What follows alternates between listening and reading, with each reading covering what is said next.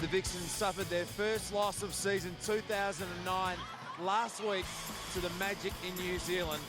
The message from the Melbourne camp this week has been that the loss has sharpened their focus and made them even more determined. The big question tonight, though, is how will the Vixens respond? Good evening and welcome to Olympic Park Stadium here in Sydney.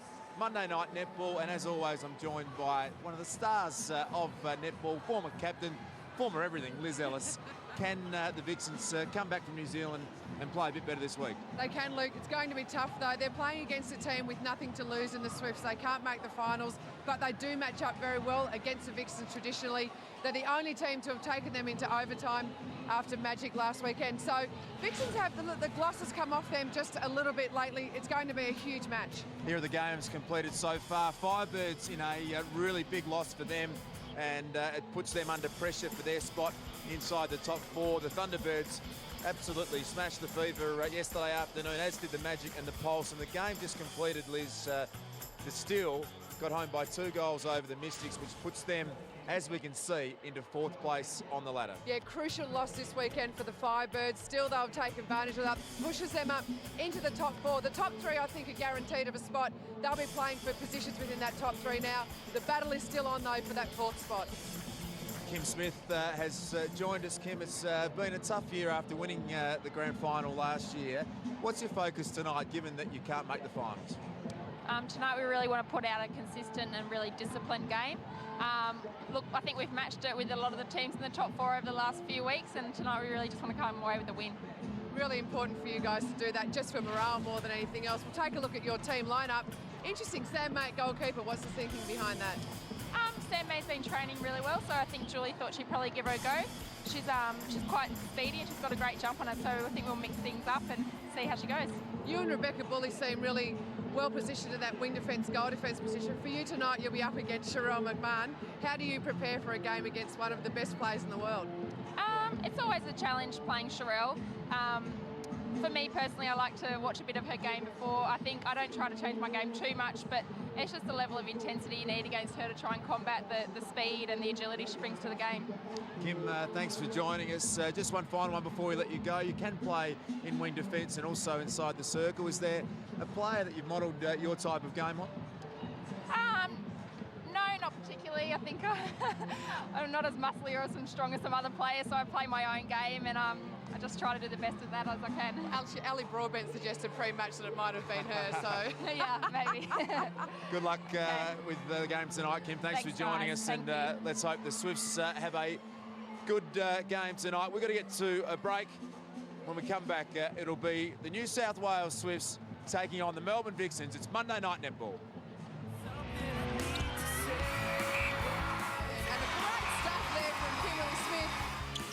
Or Greenway, 2 of the Swifts collide.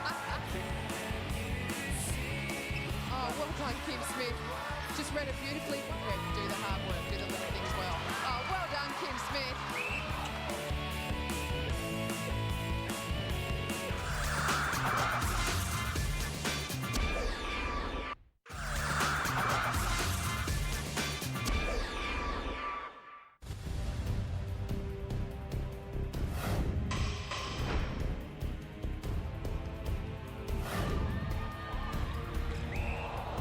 Heavy collision there. Great play from Renee Hallinan.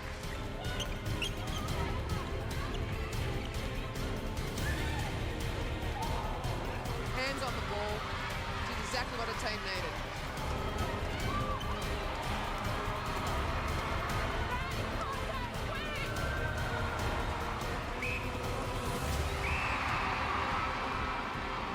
Renee Hallinan and Vanessa Ware are 2 of the young stars of Australian netball, Liz, and they'll go head-to-head tonight. Yeah, they will. Really contrasting style of play, but both will be incredibly crucial to their team's results. Vanessa Ware, really understated, delivers the ball beautifully. Renee Hallinan loves the big intercept, reads the game really well. Each of those 2 need to fire tonight. The Vixens had their first loss last week, but it's a pretty settled, experienced and talented team. Yeah, absolutely. That middle part of the court, Hallinan, Chocolate and Nash, is where Julie Hornweed was prepared to experiment last week when things weren't going right, keeping Corletto and Chatfield's weight to McMahon really stable in their spot. It was that mid-3, and that mid-3 may very well change during the game tonight. Always enjoy watching a couple of the Australian veterans go head-to-head. One of them is Bianca Chatfield, who's just about a walk-up start in the team, and one of the most experienced campaigners for Australia is Catherine Cox. That'll be a really interesting matchup tonight. That'll be a huge matchup. The thing about these two is that they're great mates off court, so when the ball's down the other end, they don't mind a little bit of chat. When the ball gets up to their end, they're happy to knock each other's block off in the pursuit of glory for their own team. So Catherine Cox needs to fire tonight for the Swifts, and it's a big game for Bianca Chatfield to try and stop her. Certainly is a big game for Bianca Chatfield, and she is this week's ANZ Away from the Game feature story. She caught up with you, fellow goalkeeper, and it's a real club, the goalkeepers, isn't it? Let's have a look at Liz Ellis going head-to-head with Bianca Chatfield.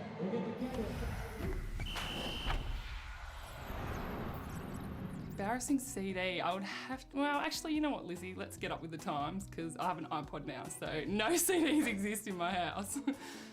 I'm not annoying at all, but I think being too organised, it annoys me that I have to be so organised. So I'm pretty sure it annoys everyone around me.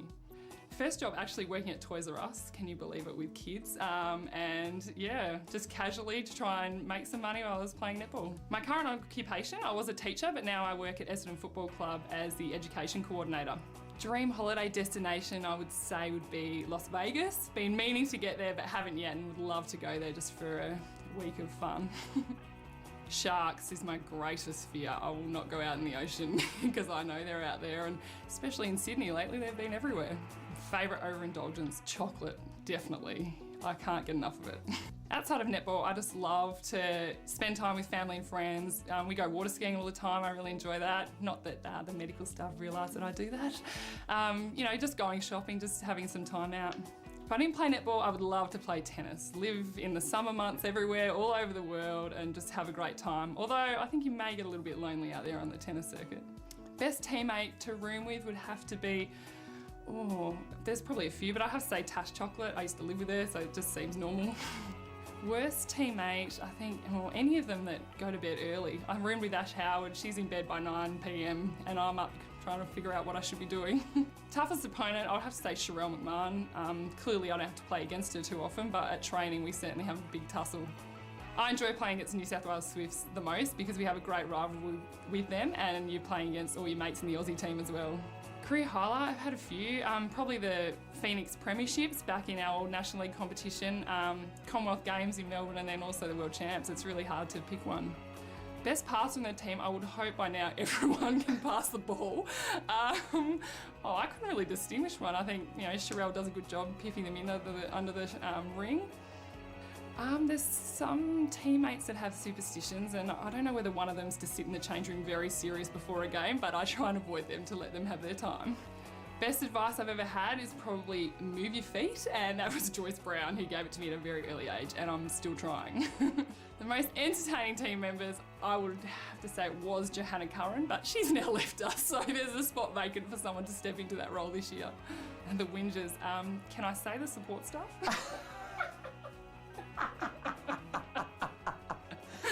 You may. You might not get a game anymore, but anyway. Yeah.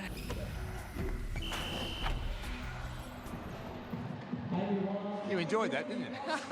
I did. Well, the goalkeepers have to stick together because no one else likes us. And you're very, very similar. Bianca Chatfield's had an outstanding year. First centre pass, not too far away.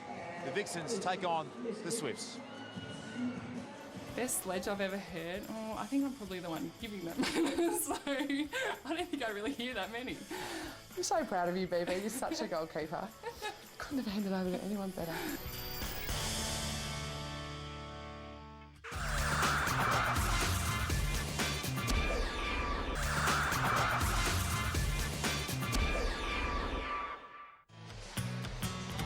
Welcome back to Sydney Olympic Park. The Allied Pickford coin toss. Sherelle McMahon and Catherine Cox spent a lot of time playing for Australia together, and they're exchanging smiles tonight so far. Liz, that'll be a nice kiss as well. If you don't mind. Absolutely don't mind. These girls are very close, but they will be sworn enemies tonight. Vixens absolutely need to win this game if they are to remain in contention for the top spot on the ladder after their shock. Well, not so much shock, maybe not. Shock for us in Australia, not so much shock for the New Zealand shock loss to Magic last week. Swifts, though, they can become the spoiler team of this competition, sitting at the bottom of the ladder, probably a little bit better than 9th position in some of their performances this year. Time now to cross to Ali Broadbent, our courtside expert every time we come to Sydney. Ali, this is the last time we're going to see you. 3 weeks away from giving birth to your second child. Congratulations, you look amazing, and good luck if we don't see you before then. Oh, thank you. You notice I'm wearing black tonight, so it's nice and slimming. But basically, I'm expecting a cracker of a game tonight. We've got a fantastic crowd. Both teams are coming off losses from last week, and, you know, it's always between Melbourne and Sydney. It's always been a very close contest, so expect a really close game tonight.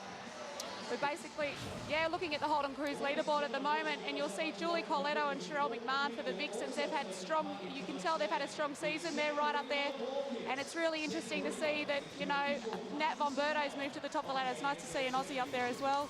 Bianca Chatfield, like 10 points there, and she's with the Vixens also, and doing really well this season. It's nice to see her there. And Coxie, Catherine Cox, is rounds out the top 15, and it's always nice to see a Swift there, so expect good things from her tonight. Thanks a lot, Ellie. We'll be crossing to you right throughout tonight's game. Swifts has had a disappointing season, as we've said that often, but 5 straight losses last week with the Firebirds, but 4 of those losses by less than 2 goals. So they have been around the mark. Kim Smith mentioned that to us when we spoke to her before the game. Yeah, it's amazing, isn't it? They haven't had the greatest of year in terms of where they're sitting, but give them 6 more goals across those 4 games and they're sitting in outright 4th position. So it's just amazing the difference that a few goals can be. That's not to take away from the teams that are up there. It's more to emphasise the fact that this is an incredibly close competition. Vixens out on court, as you can see. One of the issues, hard to go over to New Zealand and win, come off a loss. The travel back is often more difficult. So the question tonight is, how will they come back and how will they respond? And also the travel back from New Zealand to Melbourne and then to turn around and come up to Sydney. So for them, they've got to cope with all those travels. They've got to cope with a full house here tonight in Sydney. And they've got to cope with a Swifts team that is very fired up to retain some dignity. They've had to refocus on what they're trying to do with their season. Now they can't make the finals. They want to win that 5th position outright. So they've still got some work to do as well. Fantastic crowd in here tonight at Sydney Olympic Park. It really supported the New South Wales Swifts incredibly well. In fact, right around Australia, crowds this year have been outstanding. And perhaps an upset on the cards tonight. As you said, the Swifts, the best team last year. They've been close a number of times. These 2 sides met in round 9 and went into extra time, and the Vixens got home by a couple of goals in extra time. Yeah, just interestingly, Vixens were the real form team earlier in this competition. Their last couple of matches, though, some of the glosses come off that. They had the loss to Magic. Swifts took them to overtime. They ran in against the Firebirds, just were able to capture that lead in the last few moments of the match. So they haven't dominated some teams that we would have expected them to do so. So tonight is a chance for them to get redemption, but it's going to be tough against a fired-up Swifts outfit. So about to get underway. Kim Green take the centre pass. She'll be matched up with Natasha Chocolate. As you said, the Swifts have a fair bit to prove and a lot to play for. Been a disappointing year, and the Vixens, how will they respond? Their first loss of the year last week to the Magic in New Zealand, so really looking forward to seeing how they come out tonight. And an early turnover, and Bianca Chatfield will come up with possession.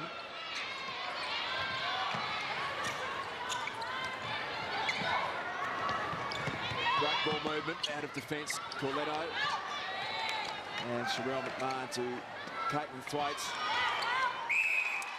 Big game tonight for Sam May, starting at goalkeeper.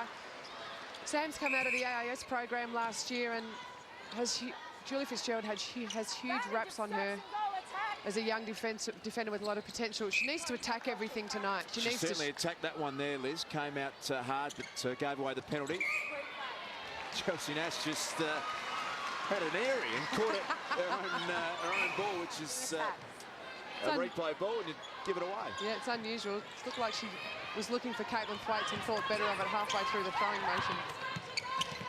Tim Green working hard. Here's Chatfield and Cox.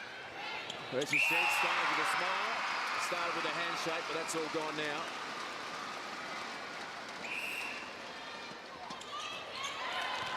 Well done, Renee Hallonen. She'll really work Vanessa Ware over tonight on that centre pass. Ware and Prattley split the centre passes reasonably evenly. Prattley actually dominates that stat for the Swifts, although Ware's just behind her. So there's no one player that really that Vixens have to shut down the centre pass. They've got to actually be good across that whole line. Bounce pass from Vanessa Ware was accurate, but the shot from Kath Cox wasn't so. They really have had some rebounding issues at the Swifts this season. You can see Kath Cox, the captain, just attack that ball, determined to try and get that right tonight. Well, that's one of the things that they've worked on this week in training. They know that that's a chance for them often to get possession back, and they've not done it well. It's a beautiful drive there from McMahon. Thwaites did well to find her, despite having Sam May showing her close attention. The brilliance of Sherelle McMahon. You often see her appear in space, and it's through hard work. She had a quiet game last week, played on Casey Williams, one of the best players in the world, Liz, and just 16 goals below her average. Great take from Kath Cox. And a great ball from Kim Green. She saw that Pauletto and Chatfield had their heads down, so she was able to put the bullet over. Just see her land here. All touch. Wing attack contact. Hallinan and Ware just colliding. Going to be a good battle, that. You can see again both hunting after the ball. Pass or shot. Sherelle McMahon there throwing herself around to get that penalty, just showing the umpire that she thought that Kim Smith was all over her. So scores level. Just 3 minutes into the first quarter. Ali Broadbent appears to be a really tight one-on-one game so far. It certainly is, one-on-one all over the court, and you can tell that that's probably going to be the name of the game all for this quarter especially. They're certainly playing very strong onto the ball. Everything's contested, and it's going to be a cracker. Beautiful pass from Prattley. And the Swifts, thanks Ali, the Swifts appear to have come out in a really positive frame of mind, Liz. They would take a lot from the fact that they took this team into overtime last time they met, so they know that they can match it with them. They know they've got the cattle to do that. Probably just feel they need to be a little bit more aggressive onto the take of the ball and attack. Make sure they contest everything in defence. That's what Julie Fitzgerald is often asking them to do. Prattley's pass set a little bit of a task for Vanessa Ware, but she took it beautifully, and Kath Cox really starting to get some great late season form. I think we can expect to see a bit of a shootout tonight. Well done, Beck Bully. She read that well. 4 of the shooters, or all 4 shooters on court tonight, a part of the Australian squad. Norma Plummer is here having a good look at them. So that is a bit of a subplot for tonight's game. Only one team can make the finals, but there are a number of players on court who can make the Australian team. Beck Bully to Vanessa Ware. As I said, Kath Cox really seems to have just got into a nice zone in the last couple of weeks. She scored all 6 of the Swifts goals to start this game. Here she is again, pushing out of the circle. Prattley cutting hard back underneath the post. And the turnover comes courtesy of Kim Green's bounce pass. Yeah, good pick up there from Tash Chocolate. She was guarding the top of the circle. The Swifts were trying to play a little triangle movement. It's hard to do when the top of the circle is well covered. Contact, pass or shot. Yep. Thwaites and McMahon both starting at 100% accuracy. 3 goals to Thwaites, 2 to McMahon.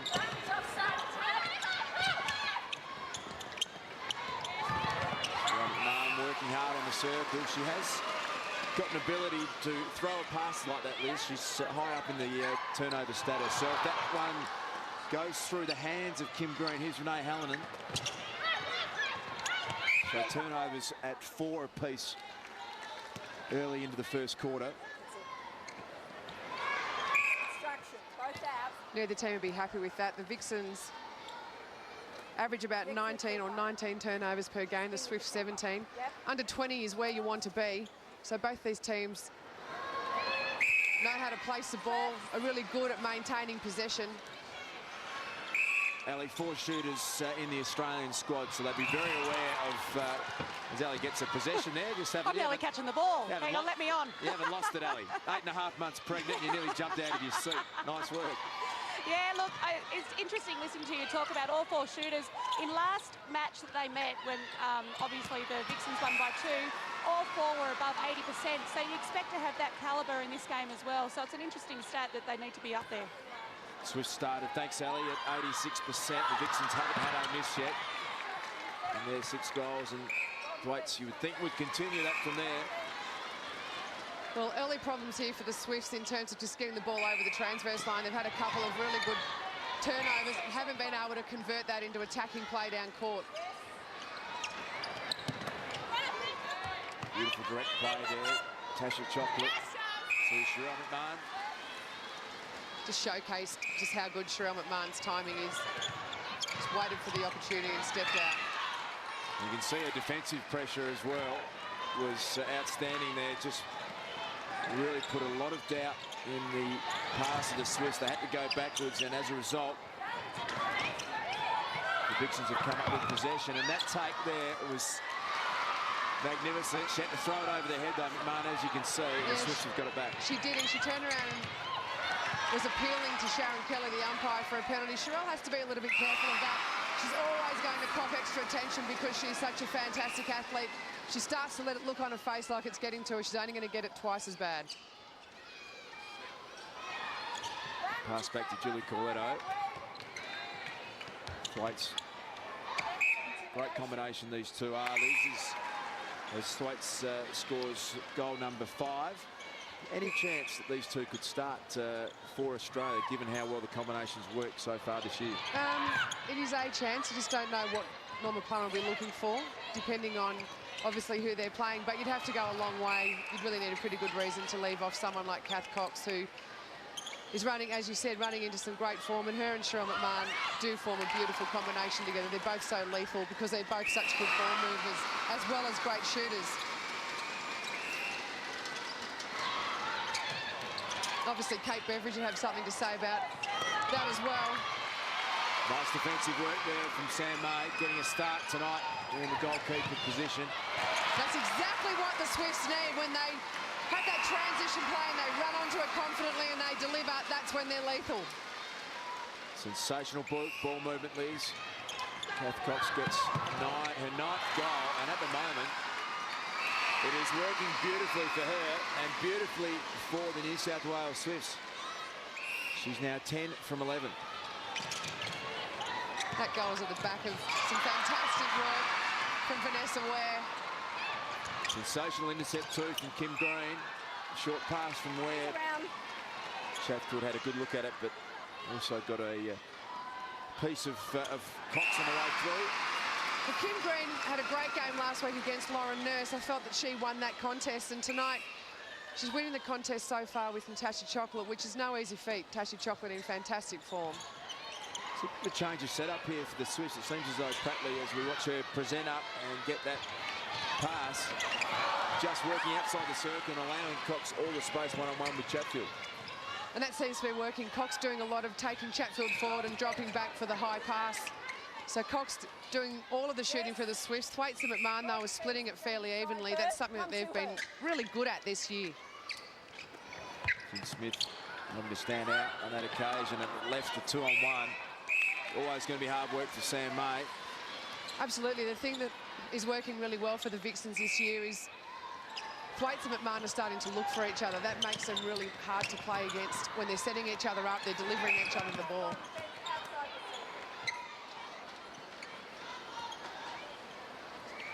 So again, the 2-on-1 scenario with Smith forced to stand outside the circle and miss from McMahon. The first miss of the evening for the Vixens. Good rebound there from Sam May. I'd like to see Sam May just steady her feet and deliver a good rebound ball when she gets a turnover like that. A couple of times she's looked shaky on the outlet. First attempt from Pratley went over to make the Vixens pay, although they've got it back again. So good early pressure from the New South Wales Swifts.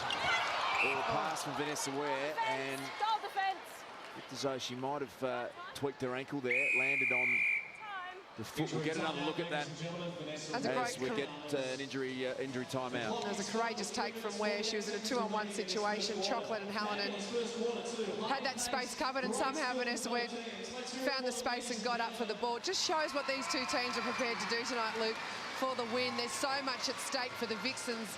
That top position, you don't want to start dropping games now when Vixens, Thunderbirds and Magic. Oh, that's an ankle. Those three teams are wanting the rights to host semi-finals. Swifts are a dangerous team to come up against when you're trying to get that sort of lead in the ladder. See, she's rolled it on the outside, which is never good to roll your ankle, but it's better than rolling it on the inside the other way. You can get, your recovery tends to be a little bit quicker from that way. It's my experience anyway.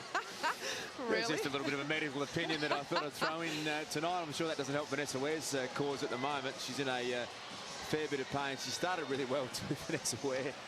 4 goal assists already, a couple of centre pass receives. So they'll really miss her. I think she's really started the better of her matchup with Renee Hallinan so far. You can see it just roll on the outside was what I'm talking about, Liz. Thanks for that, Dr. Darcy. But yeah, Renee Hallinan got a few early touches and it looked like she'd come into the game prepared to have a big one. Vanessa Ware, though, as always with her, she just builds herself into a game, doesn't do too much wrong. Only got 1 turnover against the name. She just allows herself to build into the game, and she's quite understated in what she does. Then you get to the end of the game and look at her stats and you realise how important she's been. And the good news is that she's going to play on. Sure to be sore for a while, and she'll wake up tomorrow, I think, with a bit of swelling around the ankle.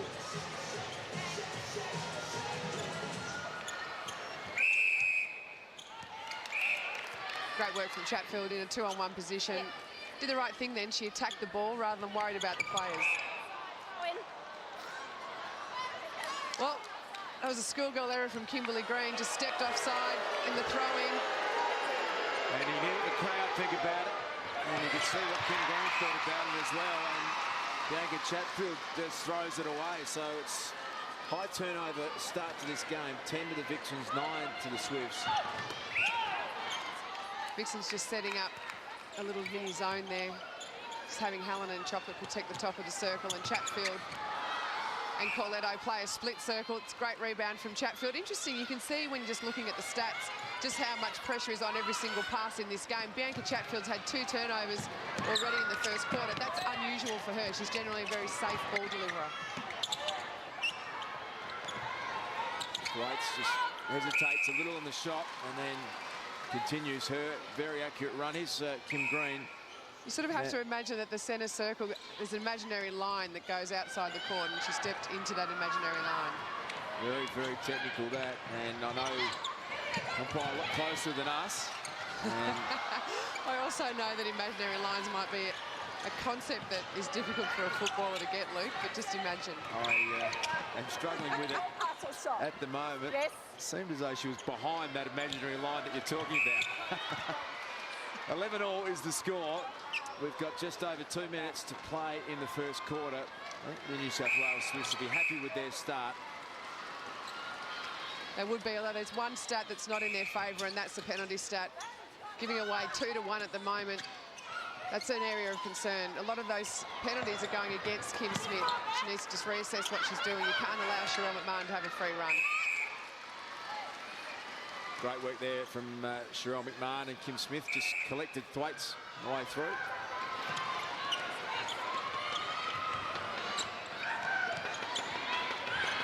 So a bit of a slower build-up, although beautiful pass from there. Yeah, that was clever work from the Swifts. Lots of short passes. Left Kath Cox back in the circle to bring the ball down to her, and it was just the timing.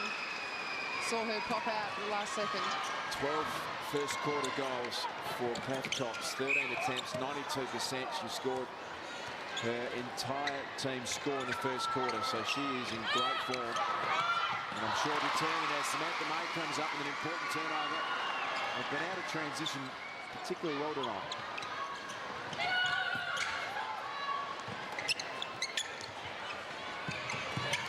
So Cox comes out of the circle for one of the few times tonight she's been able to stick close to goal, and her movement at the moment is just fantastic. Because that's one of the hard things about playing against her. She can hold, she can take the high ball, she can get out on the move and set up her goaling partner. It's good work from Sam May. Did the right thing again, not sure where her players were, so she attacked the ball. And it was well rewarded down the other end. Would have liked to have seen Kim Smith just settle then. As a centre player in her team, she is responsible for that tempo that gets set early. She must have known there was 30 seconds left. Gets a chance now, Kim Green, to get it back, so she makes up for the mistake instantaneously, although Pratley just on the way through just gave it up again. And the problem when you play the Vixens, they normally make you pay. Sherelle McMahon getting involved, and that's what happens. Thwaites gets her 9th goal, shooting at 100%. Yeah, that was a nasty little turnaround then for the Swifts to have the opportunity to take the lead going into that first quarter. Off the back of some fantastic shooting from Catherine Cox. Kim Green looks to have picked up her game from the last couple of weeks. She's playing beautifully tonight for the Vixens.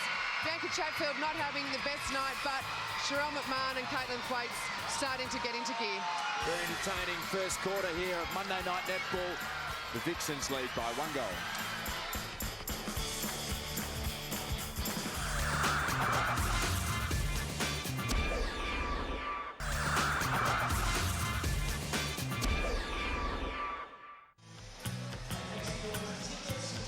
Julie Fitzgerald there at quarter time. And also Julie Hornwig having a chat to the Vixen girls. Fantastic first quarter, Liz. Yeah, really here on the match stats. Really high intensity first quarter, Luke. That accounts for the fact that both teams have had 12 turnovers each. There's been some fantastic defensive pressure all the way down the court. Shooting for both teams, not too bad. Vixens, though, at 93%, really impressive. What I want to point out is the contact penalties. That is an area that the Swifts are going to have to address. 12 isn't a huge amount in the first quarter, but Vixens are being really economical in that area. That's allowing them to be in a position to contest everything rather than having one player out all the time. For the Swifts, it's been Kim Smith that's given away those penalties. She just needs to readjust what she's doing.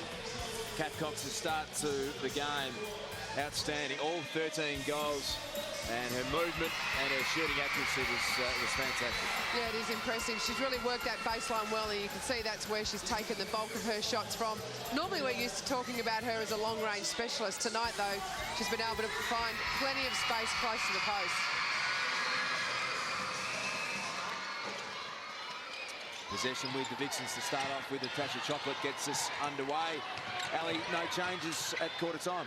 Yeah, no changes, and it's probably expected.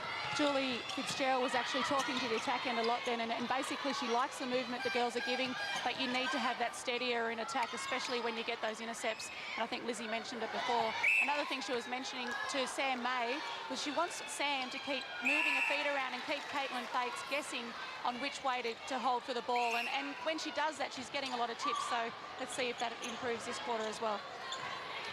Thanks, Ali. Vixens get the first goal of the second quarter. And Cox has started fantastically well, continues that form into the second quarter.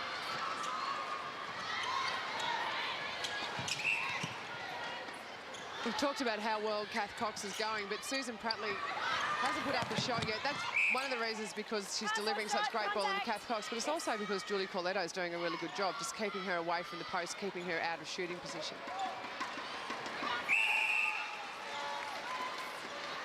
Caitlin Thwaites has also had a very consistent season. Both her and Sherelle McMahon averaging 83% accuracy the entire year. Beautiful pass from Green. And Pratley, can she get on the score sheet? She can. Well, that's the best position that she's been in all night to score. So Julie Corletto, one of the strengths of her game is just to work on the body to get in front of the goal attack, not give her the drive that she wants. Smart play from McMahon. Just managed to get it onto the knee of Smith. And the Vixens maintain possession.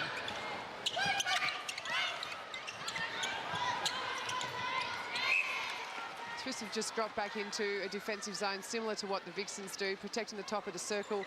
You can see Rebecca Bully and Kim Green just dropping onto Sherelle McMahon when she comes out of the circle to put pressure on her. So Sherelle McMahon just taking a step sideways. There's the pass from Green. Set Pratley up for her first goal. Here she is again.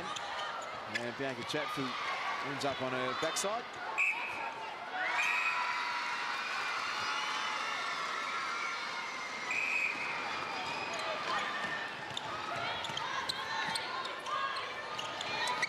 So defensive pressure from the Swiss just holding the run of the Vixens, and they're throwing some balls up that are giving an opportunity for an intercept there, and Rebecca Bulley nearly pulled one off.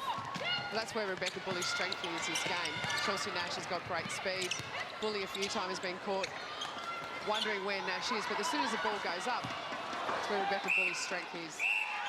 Cheryl McMahon getting that pass off to Thwaites. McMahon just 16 goals at 72%. Playing on Casey Williams last week, so a quiet afternoon for her in New Zealand, but as you'd expect, bounced back and started well tonight. Kath Cox continues to play in an outstanding fashion.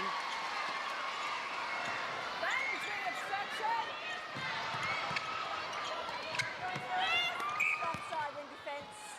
Yep. And here's the matchup. Hallinan and Vanessa Ware. Have you seen that so far, Liz? It's been reasonably even. I think Renee Hallinan started really well, but Vanessa Ware has slowly built herself into the game, delivering some great ball, and she's taken some fantastic balls under pressure despite the fact that she's going to have a pretty sore ankle tomorrow. Beautiful play from Prattley. Well-weighted pass, and then she got it back. It's interesting with this Swifts lineup. Cox can have a great quarter, and then she can just start to get out and make some space, and they'll often bring Prattley into the game. You never quite have a game where you can keep them both quiet. One will always pop up as soon as the other one goes off the boil. So Ware's pass just too much on it, although Nash is giving that one up to Kim Smith. So it's almost turnover for turnover, and one side gets one, another one does, and then, as we can see, it creates a bit of an ugly period of play. What do you call it ugly? You're a brave man, Luke Darcy. 14 girls. That passage of play. 14 girls will be seeing you out in the car park afterwards. I'm not that brave. Swifts need someone driving through the middle. Everyone wanted the sideline then. There's Cox on the edge of the circle. That's a great move from Prattley. Well-weighted pass from Green. Just a little roll around, just took her off the body of Corletto. So now Prattley starts to come into the game. Has got 4 goals this quarter. Turnovers 14 for both sides. Swifts average 17 a match. So what I was getting at was that it has been a game where the ball has turned over a lot. Not when it's in the hands of Thwaites, though. She's shooting at 93%. That's goal number 13 for her. And Caitlin Thwaites needs to step up and do the job tonight for Vixens because she's on the most inexperienced of the Swifts defenders. So Cheryl McMahon's going to cop plenty of attention from Kim Smith. Rebecca Bulley's going to be all over Chelsea Nash and look to drop back on McMahon whenever she can. That means the opening's there for Thwaites to dominate.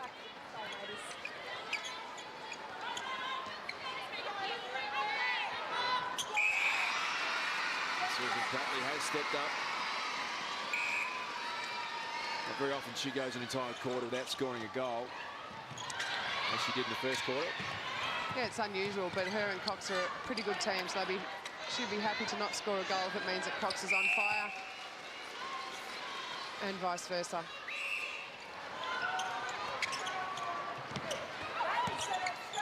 Scores are level, and we're just played only halfway through the second quarter. Ali, both defences seem to be going pretty well, given the amount of pressure that's on the passing. Yeah, the thing I really like at the moment is both teams, and the Vixens did it very well in the first quarter. I was going to comment on it, and now the Swifts are doing it as well. They're changing their style. They've gone from one-on-one to a zone defence, and it's really effective. And when they're doing it, they're picking up a lot of ball, a lot of tips, and then they're changing it back. So I'm going to catch the ball again, so it's really nice to do that. But yeah, it's been interesting. They're really making good calls on their defensive pressure. Ali, is that something that the sides will do mid-quarter themselves, have for the ability to just zone up because they feel as though that's going to work better, or do they need to wait for the coach to instruct them? No, I think there's usually one player on the court that actually makes that call, whether it comes from the keeper, whether it comes from the shooter. It depends on who they've dictated at the quarter-time break to make that call, but whoever's doing it for both sides is doing a very good job because they're calling it at a really good at pressure times when it probably needs to be changed for both sides. Thanks, Ali. Kath Cox just a couple of fakes, and she managed to draw it down to Chatfield. out of the contest. The player calling that for the Swifts would be Kim Green. The player calling the defensive moves for the Vixens would be Bianca Chatfield. The key, though, is to not spend too much time on a particular defensive style. Once you get a few turnovers, you need to revert back to your default defence. That way, you're just keeping the attacking line guessing. Here's Cox pushing up hard out of the circle.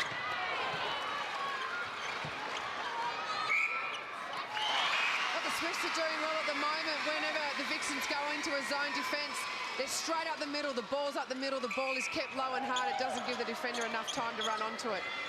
It's hard work, though, to do that for a full quarter. You've got to just run and run and run, and you need the odd decoy runner as well. Pratley just steps to the side around Corletto. And she has really picked up her rating in the second quarter. And the Swifts have scored the last 3 goals, and they've got out to a 3-goal lead. So just putting some pressure on the Melbourne Vixens. How will they respond? It's outside.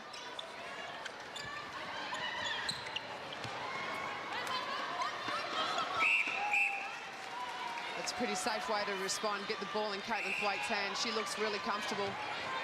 Susan Pratley down the other end looking increasingly comfortable just to turn and shoot. So Vanessa Ware just tried to reach around and get it to Cox, but unfortunately for the Swifts, went out of bounds. That one through the hands of Chocolate. Yeah, and a replay called. Chocolate lost it and picked it up again. So that was great pressure then from Vanessa Ware, and well done Sharon Kelly just to let that contest go.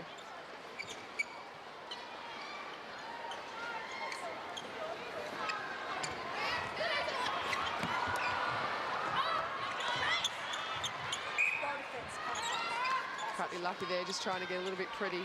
Yep. Gets another opportunity. She is now 8 from 9 after not scoring a goal in the first quarter.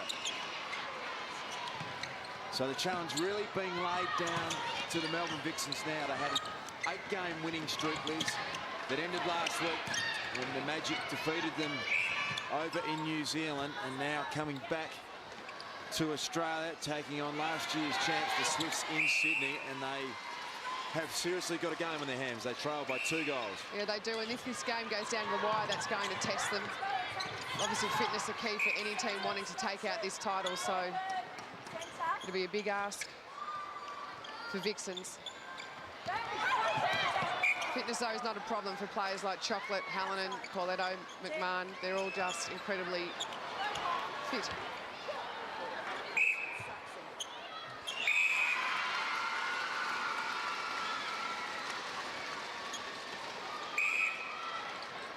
There's a nice overload then from the Vixens. McMahon and Nash set up on one side of the court. It opened up the line and allowed Nash to exploit it. Kim Smith hits the ground, and the movement from Cheryl McMahon then was fantastic. She's a player that senses an important moment in a game, as does Julie Coletto. So some of the guns of the Vixens just starting to realise how important this game is for them tonight. Just can't afford to lose 2 in a row. Still desperate to try and secure a top spot. That would mean a home final first up. So huge stakes tonight for the Melbourne team. And the Swifts, on the other hand, have had a disappointing year. They've lost 4 games by just 2 goals and under. And they'll be determined to try and upset the Vixens tonight.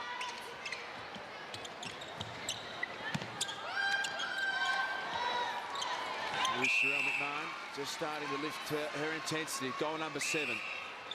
Well, in the round 9 match between Vixens and Firebirds, it was a little bit of magic from McMahon just before half-time that sparked the Vixens and really led to their revival and really kept her team in the game. She's the player that they will look to. Miss from Pratley, defensive rebound from Chatfield. It's a great transition down court.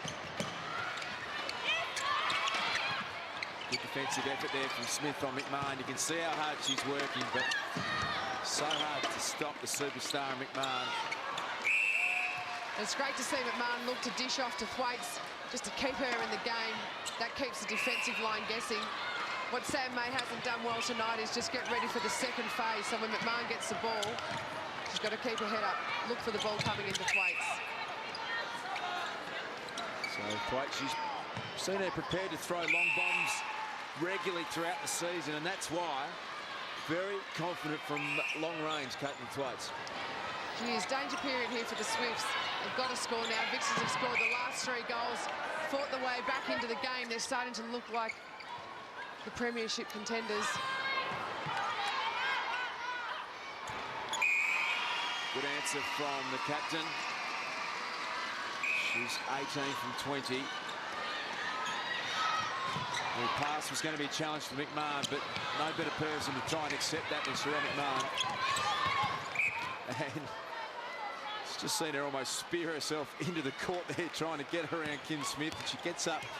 It's just one of those looks, one of those get out of my way type of looks.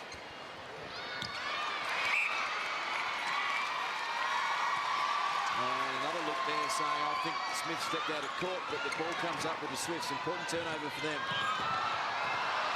But as we've seen so often in this game, they give it back straight away, both teams. It's almost like in their quest. Oh, Sam May has just barreled into Sherelle McMahon, hit her head pretty hard on the floor there, but she's tough. And it's a throw-in, so Sherelle McMahon copping plenty of attention, letting the umpires know she's not happy. What you need her to, or what she needs to do now is just settle down and deliver the ball. You know when you play against McMahon, if you get under her skin, she's occasionally liable just to step on, just get a real head of steam. You can see her setting up that defensive zone from the attack line there. As well as the fact that McMahon can be really magic and lift her team. Oh, Julie Corletto, that was fantastic. Just eyes for the ball. Brilliant athleticism from Corletto. We've spoken a lot about her speed and agility. It was all on display there. So interesting to watch McMahon here. She's just as you said, they've been able to get under her skin in the last 2 or 3 moments, and this time they pass it off to Thwaites. Great play from Corletto. Here is McMahon in the bottom of your screen, getting cannon into, ending up their head, and then Sam May just made sure that she collected McMahon, put her hand out to pick up the ground. Is that what you would have done, Liz? Well, you can get kicked out of the goalkeepers club for doing that. Wouldn't have thought that you would have picked anyone up. Let me tell you, when I was playing against Sherelle McMahon, I was often picking myself up if I could catch her. She is fast, but she does need to play a really steady game. Just watch good Julie Corletto here. Comes out of nowhere. That ball got floated up there, which allowed Corletto to come into it. Another fantastic quarter for both teams. Vixens go in just ahead on the back of some great defensive work, but also Caitlin Thwaites just being the cool head and the cool hands in that back in the front line for Vixens, playing an outstanding game. Prepared to go to the post and prepared to shoot and doing it well. This is a high-quality game. Make sure you stay with us. Second half coming up. Fantastic so far. The Vixens lead by 1 goal.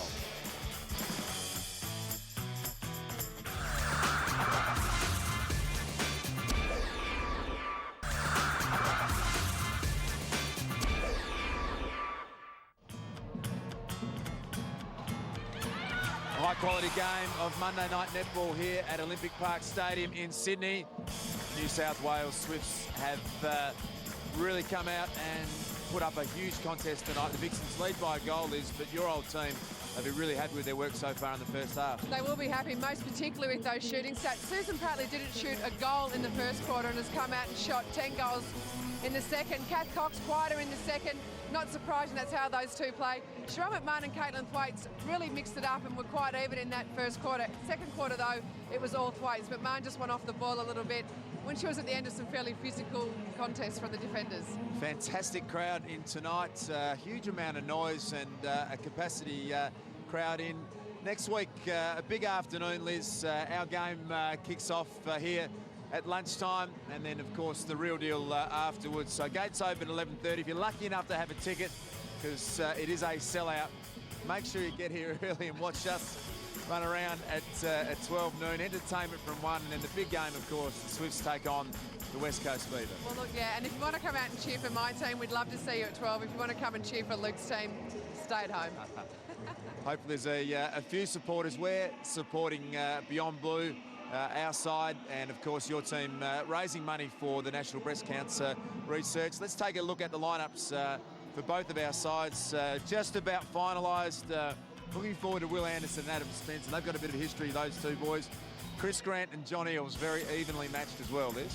Kirk Pengilly, Lane Beecham. Now that's got to be a grudge match to end all grudge matches. It will determine who does the housework in that household. Melissa Wu, I reckon she'll run around Billy Woods. Now we can announce tonight, you have got Shelley O'Donnell, former Australian player. Very excited about that. Very excited, and I'm excited because I have got Marianne McCormick, another former Australian player. Those two used to beat the living daylights out of each other when they played against each other for club. They fought for the same position in the Australian team, and now they're fighting for bragging rights next week. Shelley's brother, Gary O'Donnell, a superstar with Essendon, an assistant coach. So, Shelley, I need you desperately.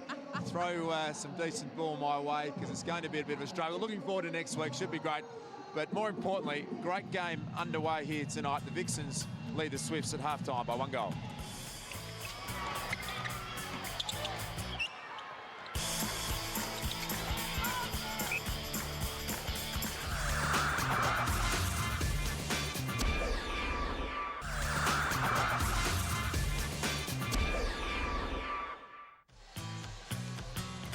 It's half-time here at Sydney Olympic Park. Some of the outstanding netball that was played in the first half. Cathcart scored 18 goals at 90%, and the New South Wales Swifts, who've had a disappointing season, have come out tonight challenging the dominant Australian team and really setting them a big task tonight. Huge game for the Vixens. They won 8 games in a row. They lost last week, and this game is really important for their chances to try and secure a home final. And Susan Pratley gets the scoring underway in the second half. She really picked up the rating in the second quarter. Ali, any changes at half-time? Luke, there's been no changes at the moment, and so there probably shouldn't be. An interesting factor that I was noting, Cheryl McMahon got really rattled, and I'm interested to watch this contest this quarter because she got really rattled in that end of that second quarter, and Kim Smith really got under her skin. And if that happens, she has a tendency to let it go a little bit. So I'll be interested to watch that this quarter. Thanks, Ali. So it's interesting, one of the best players of all time, one of the best players in the world, Cheryl McMahon. It seems a bit of a common theme that perhaps can put off her game a little bit when she gets a bit agitated. Yeah, she can. And earlier in the year, that wasn't really happening. She was able, it looked like she was able just to control her temper and just deliver what she had to do. The fact, though, is that she is such a fantastic player. She can do the most magical things, so she will get targeted by teams. She's just got to make sure that she keeps her wits about her and doesn't drop a bundle in that regard. She's so important for the Vixens. It's a fine line, though. You don't want her to lose that fiery nature because that is often what spurs her on to do something fantastic, and it makes her so competitive. So you still want her to get fired up and have steam coming out of her nose and her ears, but you do want her to be able to control it. Outstanding play there from Kath Cox.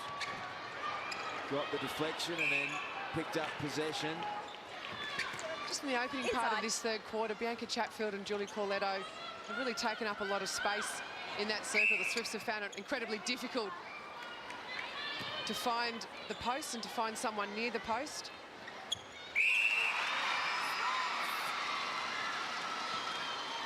See Kath Cox there just working the outside arm, almost like a defender would do it. Kim Green did well to manage to not step out of court. Penalty going against Bianca Chatfield. One of the interesting things about these two teams is that the Swifts have lost a lot of close matches this year, but the Vixens have won a lot of close matches. That will hold the Vixens in particular in good stead as this game continues, and if it goes down to the wire. A little wrestle going on there inside the attack circle for the Vixens. Thwaites and Sam May. Thwaites comes up with the possession. So you would expect if this game goes down to the wire, the Vixens will have the experience to get them home. That was the case in round 9 when the game went to overtime. The Vixens outscored the Swifts 11-9 in overtime.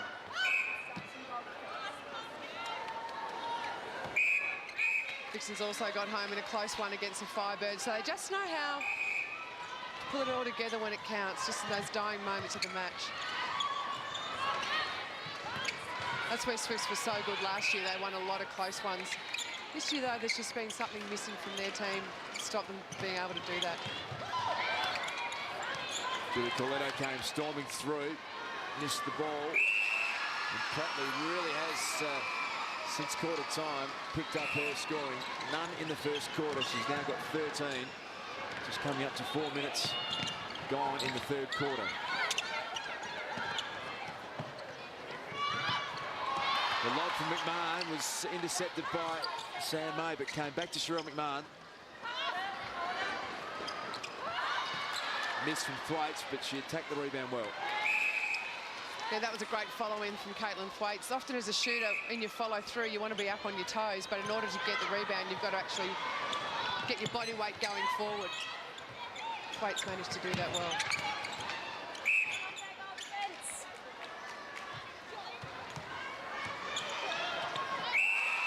The Swifts needed that one. Vixens have scored 10 of the last 15 goals. They started to assert some dominance. Important for Swifts that they just continue to do their do. They just work hard to make turnovers. They work hard to get the ball down the court.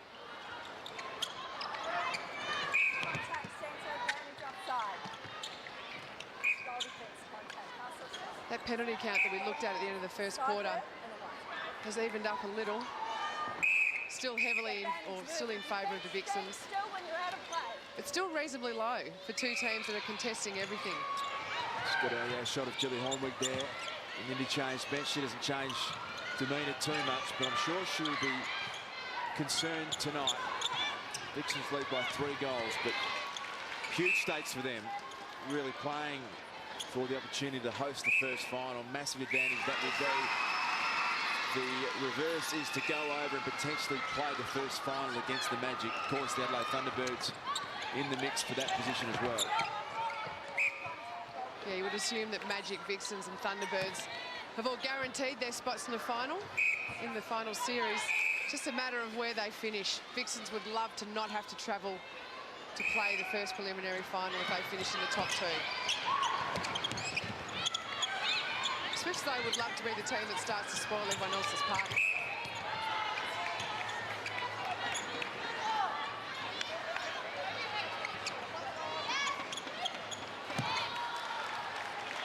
Kim Green's had a really good afternoon, good night tonight. Her passing's been fantastic. You can see the movement there was great.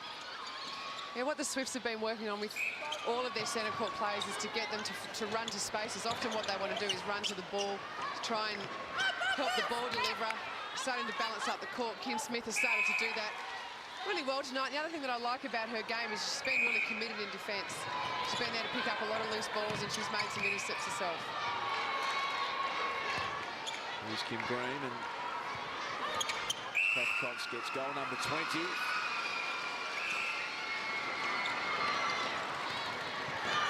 Sam May just starting to have an influence on the contest. Putting a bit more pressure on Thwaites. So they're pretty evenly matched physically.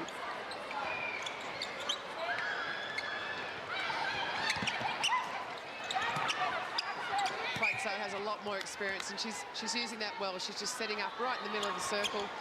Sam May's starting to get the gist of the fact that she's got to move around. She's got to get Thwaites on the move and looking for her to body up against her.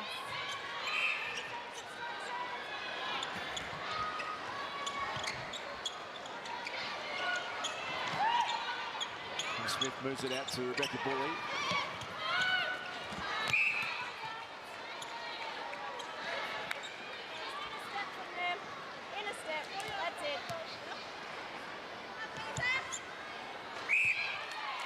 Nice defensive work there from Bianca Chatfield. You can see Cox just trying to pass that one off to Pratley. Yeah, Kath Cox lucky to maintain possession there. She stepped in. But Bianca Chatfield was deemed to have contacted the ball. Just watch here, Thwaites and May. Just that movement around the player is what Sam May needs to do more of. Beautiful pass from Chelsea Nash. Someone that you don't really call a lot throughout the game, but she sneaks up on you. Had 8 goal assists, 17 centre pass receives, and she's a very effective player, Chelsea Nash. She is. That's a crucial turnover for the Swifts. They've got to get straight back in and try and get the ball back. Vixens score here. They start to run out to a reasonable lead. Kim Green, though, is up to the task. Call of possession, which means that she had possession first. She gets to keep it. Natasha Chocolate not out of play. Vixens now would dearly love the turnover. The 3 ahead. They'd love to get 4 ahead with their centre pass to come. Third quarter is often when games get broken open in any sport. Probably did well to keep that one in. So really important play for the Swifts to maintain close enough margin, get it back to 2 goals. They'd love an intercept here. Well, Kim Green has 3 intercepts along with Rebecca Bully. They've been 2 of the Swifts' best defensively. McMahon goes all the way across the circle to Nash, and a nice setup. And clever play by McMahon. She just led to the top of the circle. That took Smith up there with her and opened up the baseline for Thwaites. McMahon and Thwaites really working as a team.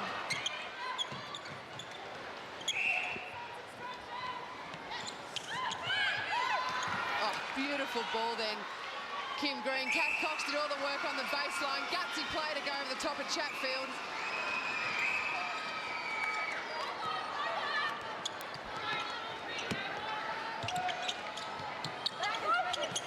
Chelsea Nash finding space on the edge of the circle, and penalty going against Kim Smith.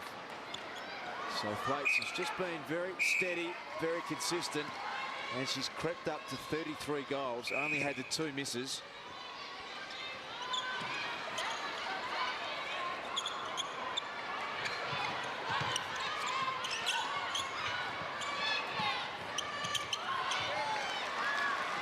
Again, Kim Green combining beautifully with Kath Cox. That shot just rims out. And Prattley, a little unlucky, I reckon, not to come up with that offensive rebound. The crowd not happy. Well, it was great to see her attack that ball. Kim Green, though, fantastic effort, caused the turnover. She has been unstoppable tonight. Everywhere in attack, everywhere in defence. Would have loved to have seen this sort of form from her earlier in the season. How different the Swifts' results may have been. Not only her, though, if you had seen this form from all of them earlier in the season, they might be looking at a different scenario. Certainly has been an outstanding player tonight, Kim Green.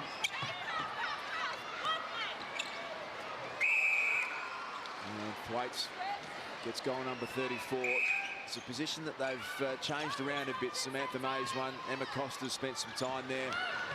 Samantha May gets a start tonight as Vixens come up with an important play here. Coletto and Nash, and now Thwaites just working on the edge of the circle.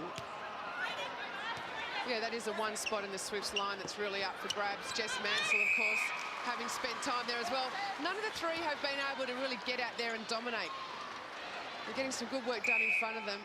Sam May, though, hasn't done too badly tonight. She's a young player, though, against someone very experienced in Caitlin Thwaites.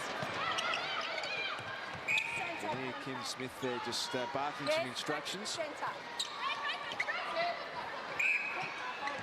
Danger period here for the Swifts. The Vixens look like, particularly through Thwaites, that they're able to just pile on the goals. And I've talked a lot about the Vixens this year, just about their ability just to maintain a tempo. Swifts look like they'd started to put them off that tempo early in the game. Just feels like they're starting to build into it, just build the tempo, control the speed of the match. Ali Broadbent, have you seen the Swifts' defence so far? Yeah, look, it's been pretty good, and I agree with Lizzie. I think Sam May, for her first game against an experienced shooter, she's done pretty good, and she's getting her feet moving. One thing I'd probably like to see is Kim Smith, if she's getting pulled for a lot of niggly contacts that she really needs not to be giving, because it's obviously leading Sam May back in the circle with 2 shooters, and she's probably not got the experience for that. So, you know, give a little bit more space is probably what I'd be saying to her at quarter time. Thanks, Sally. Great play from Kim Green there. It was a 50-50 ball, and she committed her body and cleared Chelsea Nash out the way in the process. As Liz said, it was a big couple of minutes to go in this third quarter. Vixens looked like they were just going to get away to a big lead. And here's that play. Kim Green has been outstanding tonight. Hasn't she what? Just when you feel that the Vixens are starting to assert their authority, Kim Green comes up with a big play, gets finished off by Catherine Cox. Opportunity there for them now just draw it a little bit closer. Julie Corletto called for moving them. She's got to stay in the one spot until the ball leaves Prattley's hands. Great confident shot there from Prattley. So the Swifts get the margin back to just a couple of goals. Just over a minute to go in the third quarter. And another intercept. Rebecca Bully. Crowd getting involved. They need to convert it, and you can just see then Chocolate got a hand on it. There's the intercept for the game. It's something that's really kept the Swifts in the contest. Yeah, it's amazing. Isn't it? They haven't been able to get a lot of intercepts through the year. Tonight they've been fantastic, but a couple of times tonight they've got really crucial intercepts. And the ball just hasn't gone down the court. It's an old wrestling move, that. It's a leg lock. I haven't seen one of those so far this year, and they took a little while to untangle themselves. That is a big play, though, because Swifts had possession, they had momentum, and they would have had an opportunity to nearly draw level at three-quarter time. Yeah, a huge play. I'll get worried about the Swifts attacking anywhere in the court when they start to look to the side. When they look long, they look dangerous. Every time they look to the side, it allows someone like Sherelle McMahon or Chelsea Nash or Tasha Chocolate to run onto it, and that's exactly what happened there. So Kim Smith not prepared to give any ground. 10 seconds to go in the third quarter. And opportunity again. Well done, Vanessa Ware. Big play here. Must look into the circle. They must find Catherine Cox. Not quite. Well, it just felt that in that third quarter that the Swifts were just starting to drop a little bit. The Vixens were starting to pick up and start to dominate. Really important last 5 minutes, though. Fantastic effort from Kimberly Green. She is the person who's keeping the Swifts in the game, along with her skipper, Catherine Cox. For the Vixens, though, Sherelle McMahon needs to start to play herself back into the game. She's only shot 9 goals. Vixens need more from her. And the Vixens lead by 2 goals. It's three-quarter time.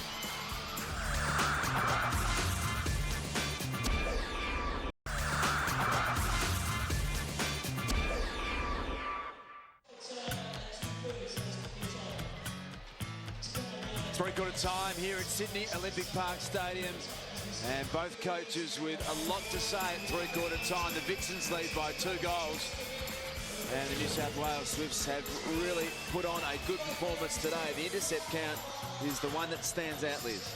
It is, along with the rebound. Swifts have obviously worked really hard on attacking the ball in defence. What they were doing well early in the season was covering the attacking move. What they weren't doing well was committing to the ball. Tonight they've done that really well. They haven't quite dominated the rebounds. Vixens are well ahead, or a couple of ahead of them there, but it's great to see the Swifts at least getting into that particular stat. They haven't been able to do that. Fantastic shooting, though, from the Vixens, sitting at 92%. Caitlin Thwaites, 36 from 38 at 95%. Here is the shot chart for the Vixens. She said Thwaites has dominated the scoring, 36 of the 45 goals. Yeah, and where she's dominating is the middle of the circle. We saw earlier on Kath Cox's shooting chart, she was really dominating the baseline. Thwaites, though, doing a fantastic job, setting herself up right in the middle of the circle, presenting herself as a nice big target for her feeders, and most importantly, 95% of the time, she's delivering. Big last quarter, the Swifts desperate to try and upset the Vixens. The Vixens, as we've mentioned, are really playing for the chance to host a home final and lead by a couple of goals, but certainly hasn't been all their way. That's an old-fashioned specky there from Kim Smith. Just got up off the ground over the top of Sherelle McMahon. Great to see.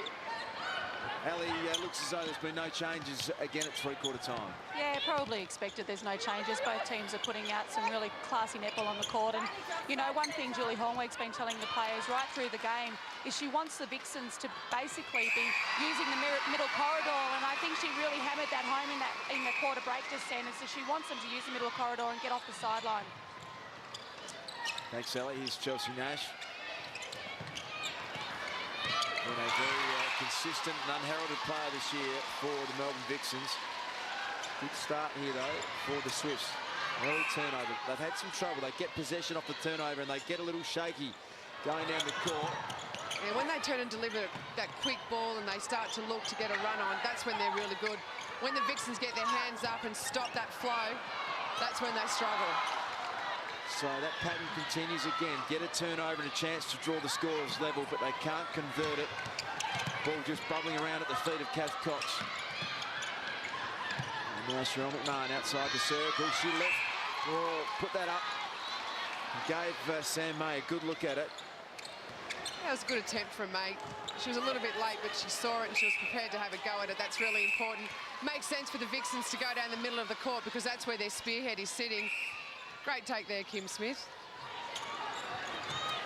It's where the Swifts get in trouble when they go parallel. Renee Hallinan is down on the court behind us, and she looks as though she's going to take a while to get up. In the meantime, Kath Cox gets another goal, but Renee Hallinan, she looks a little distressed at the moment. Yeah, she went flying through the air, didn't land particularly well. Doesn't look very good. The Swifts scored 6 of the last 8 goals, so it's probably a fairly fortuitous timeout for Renee Hallinan's team as it is. No suggestion, however, that it's been put on. Well, she just slipped, Liz. She went to take off and obviously has rolled her ankle. You can see that in the bottom of your screen. We'll hopefully get another look at it. It looked fairly innocuous, but she was in a bit of pain straight away. And let's hope it's not rolled the other way, Liz. I alluded to that earlier. You want to? Well, there you go. I reckon it has rolled the other way. Let's have a look. She was just indicating that. Oh, yeah, she just flicked it out all by herself. Well, if she's not seriously injured, her teammates will laugh at her about that later for tripping over the transverse line. That's not the sort of thing you want to get caught doing if she is seriously injured. Unfortunate for her, though, our cameras have picked it up, and we have got cameras everywhere on the court. Just take a look at that. She'll be wrapped with this, Renee Hallinan. We're going to show it one more time. No, it was a transverse line that got up. And it was an inward roll, Liz. Very nasty inward roll, and you can see how that felt. Not enjoyable at all. So we'll just see whether or not she can continue to play on. Well, she's absolutely vital to the Vixens' chances. So you would imagine that if she's any chance that she can play on, she will. Just testing it out. Yeah. So she's able to hop okay. Vanessa Ware will say, all right, 1 apiece. Yes. Centre pass with Natasha Chocolate. So really starting to get interesting in this game.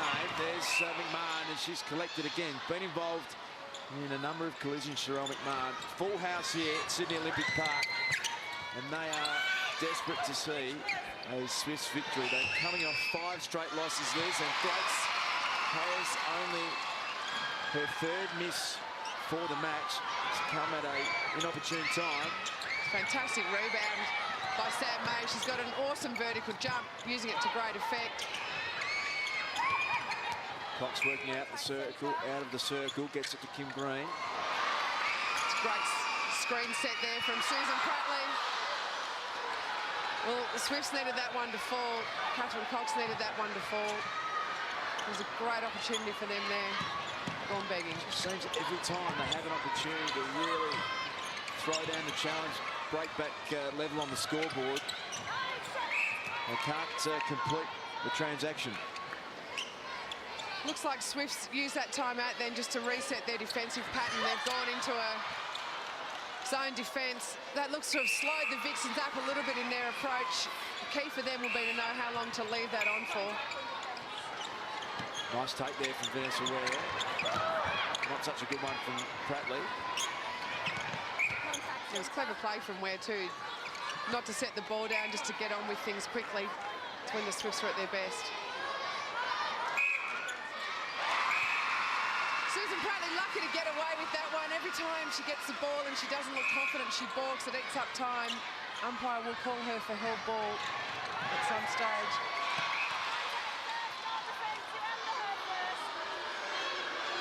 Kim Smith and Cheryl McMahon spoke to Kim Smith before the game, and she said, just prepare, as she does every other week for Cheryl McMahon. I know I'm playing on one of the best players in the world, but it's a challenge I like, and she stood up well to that challenge tonight. Yeah, she has. She's done the right thing. She's niggled McMahon, got inside her head a little bit, contested everything, given away a lot of penalties, but occasionally come up with fantastic intercepts. Oh, Broadbent, have you seen the umpires tonight? Well, I don't know if I'm allowed to say, but seeing as it's probably my last game, let's give it a hoot anyway. basically, I think there's been a lot more whistle down the end of the Vixen shooting end this end. Like, with this umpire, she's not letting a lot go. Obviously, I think the Swifts need to give a little bit more room. She's calling a lot of things that I don't think necessarily need to be called. But yeah, you know, and I think Sharon Kelly's probably letting it go a little bit more down her end. So it's interesting to see what will happen this quarter. Thanks, Ali. She hasn't missed the umpire there, Ali. Never argue with a pregnant woman. In fact, never argue with a woman has been my policy. And so interesting. I suppose that's something you've got to adjust to when you've got an umpire at one end that you're calling perhaps some more penalties than the other side. It's something you have to deal with every week. Yeah, absolutely. And you'll generally find in most netball games there is a scoring end. Tonight, Vixens will be happy with the fact that in the last quarter, they're up at their shooting line is up at the scoring end. You can't get too carried away with that, though, because each team has equal opportunity. Vixens have got on a little mini run. They've scored the last 3 goals. And you mentioned it a lot, Liz. They play an even tempo. And they just continue on that path and accumulate goals. This is an absolute must goal. Kath Cox hits it.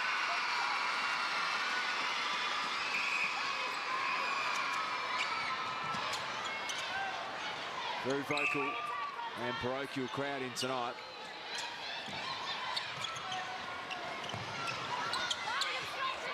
And a nice approach then from the Vixens. Straight down the middle of the court. No surprise it ended up in the hands of Caitlin Thwaites. She's just been so steady for them tonight.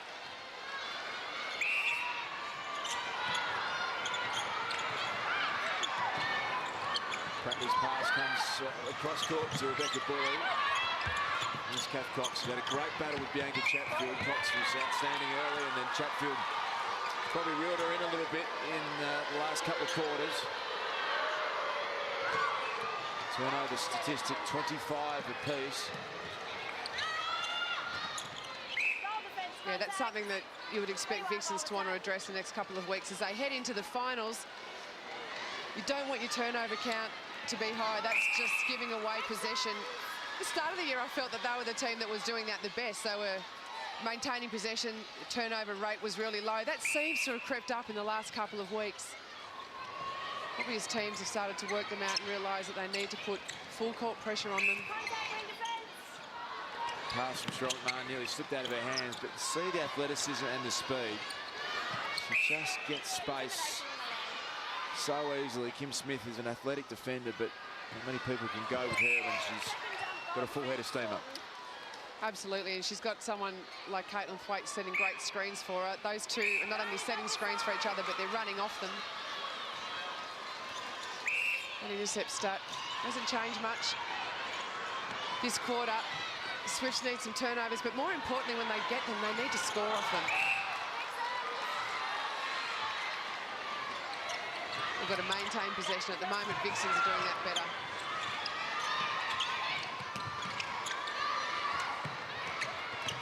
Charlotte Marr, and watch her work hard back inside the circle. Use all that speed. She's had a physical battle with Kim Smith tonight. She has. Just then, I reckon McMahon put herself in a physical situation. She's got to be careful she doesn't get right under too far under the feet of defenders. Umpires will often let that go simply because they feel that she puts herself in that situation. She looks to have regained her temper a little bit, and as a result, the Vixens are firing. When she's firing, her team fires. Great take there from Thwaites. That pass had a lot of heat on it. Came out and took it beautifully. Vixens have scored the last 7 of 8 goals, and they just seem to do it without much fuss. And all of a sudden, the margin's now 7 goals into the last half of the final quarter. Starting to get the feeling that the Swifts have just put absolutely everything into the first 3 quarters of the match. Starting to run out of steam.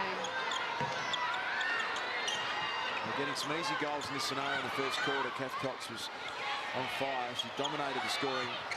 And now you can see Chatfield just working a little better and a lot harder to find Kath Cox, as you can see. They have to really work it around the circle, and Prattley's forced to put up the long shot, which she makes.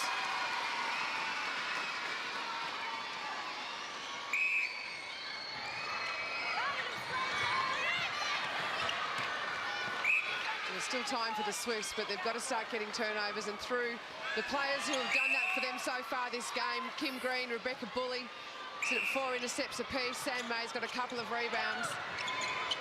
It's important that they not only get the turnovers, but they transition. Vixens, on the other hand, just need to keep building, keep maintaining the momentum that they've got. Great play again from Julie Corletto.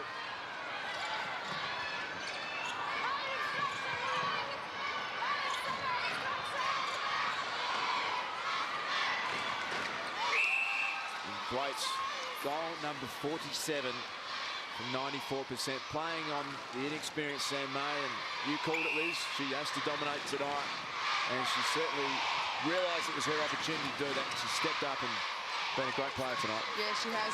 It probably also gives an indication of where Julie Fitzgerald will start to look towards for next year. Sam May is certainly a talent, but the Swifts need, if they're going to regain past glories, they need a goalkeeper who can dominate a game.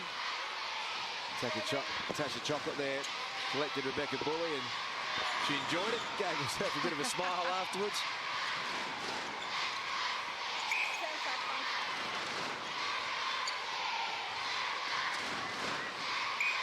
Oh, nice work from Chatfield. Just giving away the penalty though.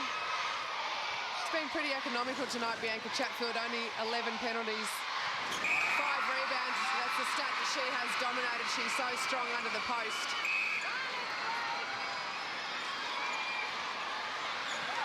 Green worked really hard tonight. Best game we've seen her play for a while, although that pass has been intercepted.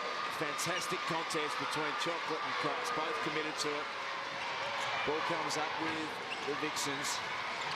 They've answered the challenge tonight, certainly laid down to them. Well done, Samantha May. Oh, that's an unfortunate call. Almost any other umpire in the league would have let that go, not so down that end. Got to say, jump on the I'm case happy as to well, jump on with. I love to see good defensive play rewarded when a player goes for the ball and has their eyes up for it. As long as they don't collect anyone too badly, they should be allowed to keep it. So just remind everyone that you two both played for the New South Wales Swifts over a long period of time. We're just making sure that there's no bias going on here for the two of you, please. I think you'd find that Ali and I are more biased towards defenders than anything else. We do love to see great defensive play go on. Beautiful pass from McMahon, and she gets great shove in the back. Been fantastic contests tonight. Kim Smith's done a great job. And I love how competitive Sherelle McMahon is. She just has that look in her eye. There she is, shaking her head. What makes her, I think, sets her apart from most anyone else in the competition. Absolutely. You go a long way to find 2 more competitive people than Sherelle McMahon and Kim Smith. They put on a good display tonight. Smith got on top of McMahon early, but McMahon has just played her way into the game. She started to dominate in the last period. No surprise that when she started to do that, the Vixens picked up on the scoreboard. They'll be really pleased with this result tonight. Just keeps them alive in the race to that top position. It looks like it'll come down to between Vixens and Magic for that spot. Vixens needed to win tonight. They've also proved that they're capable of just toughing out games like this, toughing out games where not everything goes their way. Just building a really impressive scoreline. And it's this last quarter that's done it. Says good things about their fitness as well. Here's what's coming up for the Vixens. They go back to New Zealand, to Auckland next week to play the Mystics. And then in Melbourne, they take on the Tactics. And they finished up with the Central Coast in Melbourne. So pretty good run home. Next week's the big game for them in New Zealand. And then they finish with the Central Pulse, who in 22 games in this competition are yet to have a win. So you can pencil that one in, that's a certainty. That is a certainty, but that game becomes important in terms of just percentages. We saw Magic have a really good win against Pulse this week.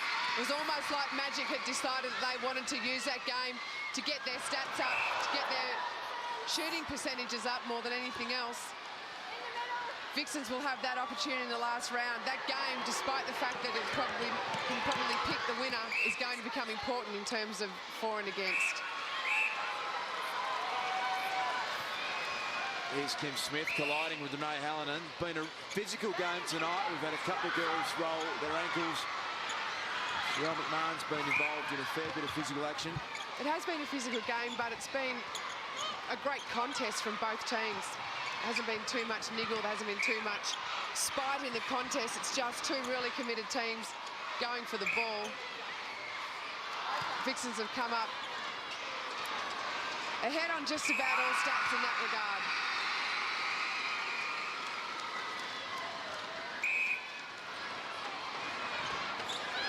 Long bomb from Cyril McMahon. Obviously caught a glimpse of the bench and knows that there's not long left in the game. But the game is over, an 11-goal win to the Vixens. Yeah, based on a fantastic last quarter performance from them, Swifts were only able to score 9 goals. Vixens piled on 18. Just goes to show what a class team they are. They were really held at bay for most of that game by the Swifts. It was a fantastic contest, but in the end, it was just a superior class. Just the ability of the Vixens to find Caitlin Thwaites under the post, and for her to be able to deliver, that was the difference between both teams. An enthralling game, though. Just goes to show how much was on the line for both teams. Swifts are still looking to get some dignity and pride back into their season. For Vixens, though, it's more important than that. It's the opportunity to get that top spot. Great reply from the Vixens. They lost their first game last week in New Zealand to the Magic, one of the best teams in the competition. They lost by 7 goals. They had to come back to Australia. There would have been some disappointment. And then to fly up to Sydney and take on a side that's got nothing to lose, that really came out, threw down the challenge. Only a goal in it at half-time. And so their ability to respond and, as you say, just run away with it in the last few minutes was outstanding. Ali Broadbent, loved your work tonight, Ali, and you're catching up now with Bianca Chatfield. Bianca, fantastic game. You're obviously pleased with that result. Yeah, we're pleased. We certainly had a lot of work to do, though, and our first half wasn't played as we wanted it to be played, so we need to learn to make sure every quarter we put in the hard yards so that, you know, we're not relying on the last quarter to get the win. Personally, you've had an awesome season. Have you put that down to anything special you've done in the off-season, or is it just, you know, good measure? I don't really agree with you with an awesome season, but look, I'm getting there. I had some good games at the start, and I need to make sure I carry that through to the finals. You're up there in the Holden Cruise leaderboard, so you must be doing something right. Yeah, thanks Lizzie Ellis for picking those votes, fellow goalkeeper. You're heading over to New Zealand next week to play the Mystics, beaten last week by the Magic over there. Have you learned anything from going over there last week that you're going to take back for this week's game? Oh, we certainly did, especially from our match last weekend. And, you know, it's not the travel. We can't use that as an excuse. We've got to go over there and play our game and do what we want to do, and that's what we're prepared to do for next week. Good luck for next week, and also good luck for the finals. Thanks very much, Ali. Well done, Bianca Chatfield. That was a fantastic duel. Kath Cox dominated the first quarter and really had Bianca Chatfield on the run, and then I thought Chatfield fought back Liz pretty well, and Kath Cox has been good enough to join us, as she often does, even though it's been a disappointing year, and we appreciate that. She's with Ali Broadbent. Coxie, not the result you wanted, but for 3 quarters of tonight, the Swifts showed patches of brilliance. That seems to be the story of our year. We've kept it together for most of the game. We've pushed all the top teams, and you know, had we scored something like 8 or 10 more goals this year, we'd be really in with a shot. But I want to quickly say before everyone goes home, a big thank you to our supporters. You guys have been amazing. To be out here on a Monday night when we haven't had the best season, still supporting us is fantastic. So thank you very much for your support. Obviously, it's obviously great crowds that we've got here, and you've got a sellout crowd on Sunday coming up against the Fever. Looking forward to that game. Yeah, we are. I mean, there's still a lot we can take out of this season. Obviously, we want to finish it well. We don't want to be finishing it with 3 more losses in the next 3 games we've got. And, you know, having another sellout crowd here on Sunday is the perfect way to start that next 3 wins. Go for it. Yes, Kath Cox just acknowledging the crowd, Liz. They incredibly vocal tonight, and a sellout. Really supported this side. As she said, they haven't had the best of seasons. Tell you who has had an unbelievable season is Julie Coletto, and she is with Ali Broadbent. Julie, awesome, I must say, awesome season from you. Being a defender myself, I'm absolutely loving your play. What's your secret? No secrets. We just had a hard pre-season as a team, and I guess we're just playing better this year as a team, you know, working together and working for each other. Yeah, you mentioned that last year you didn't seem like the team. Like I actually thought you'd be up there last year, but this year you seem to be just a little bit closer and probably working more as a team. Is there anything Julie's been working on in the off-season? I think it's just, having last year under our belt, having a year together. It was hard having two teams coming together from Melbourne. I think we've just gelled last year and working, more together this year. So it certainly helps out on court when you work together. True. Bianca and you obviously have got a lot of combination, and you've got you're both up there, especially with Sherelle up there in the Holden Cruise leaderboard. So you must be gunning for that car. Let's get a defender up there. Yeah, that's all right. That'd be nice. But there's a few other, exceptional players up there, and I guess when we're playing so well, there's a few girls in contention. Okay. All the best for next week. Thanks very much. Thanks, Sally, and thanks to Julie Coletto, the Holden Cruise Player of the Year. The girls are very aware of it. They know where they sit on the leaderboard. Fantastic prize, the Holden Cruise. We will be back with my votes for the Holden Cruise Player of the Year. The Vixens won by 11 goals.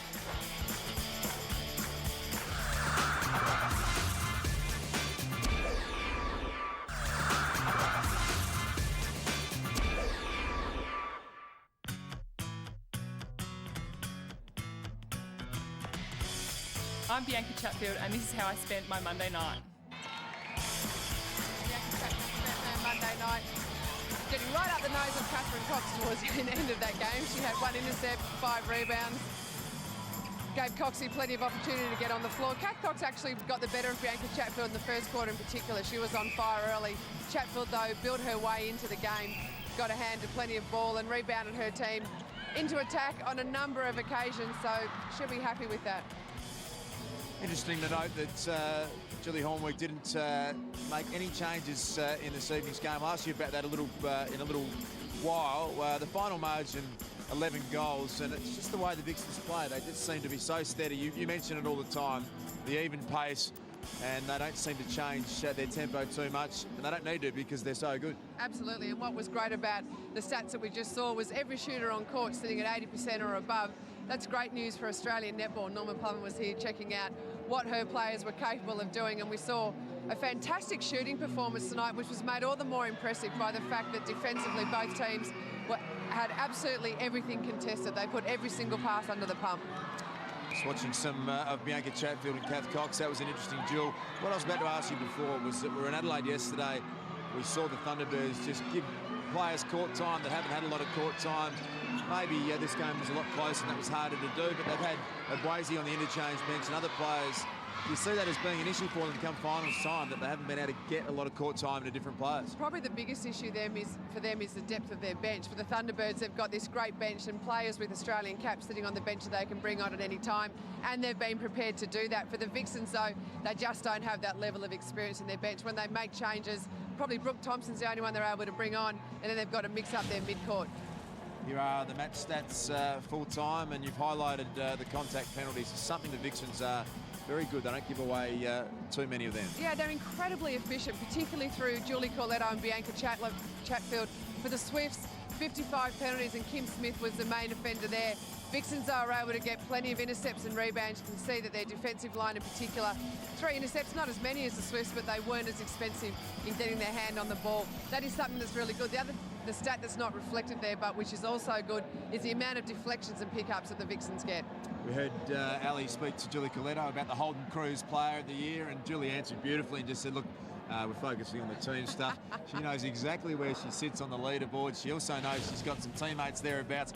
I gave her 3 votes, Julie Coletto. I thought she's unbelievable, consistent, so hard to get around her. Kim Green, I reckon that was the best game. I've seen her play for a number of weeks. And Chelsea Nash had 13 goal assists and 25 centre pass received, so I vote for her. This is what they're playing for, this the all-new Holden Cruise. Fantastic car, big thinking for a small car, plenty of leg room, airbags, which you need, Luke, and some of these girls need by the way that they play. 6-stacker CD, it's a fantastic thing. Let's take a look at the leaderboard. Nat Von Berto sitting out in front. Your points tonight brings Julie Coletto up to 17, Sherelle McMahon in there. Plenty of time to go in this season, plenty of votes to give. Julie Coletto will be happy. $1,000 goes to the Kerrang Netball Club. The Melbourne Vixens ran away with it in the end by 11 goals.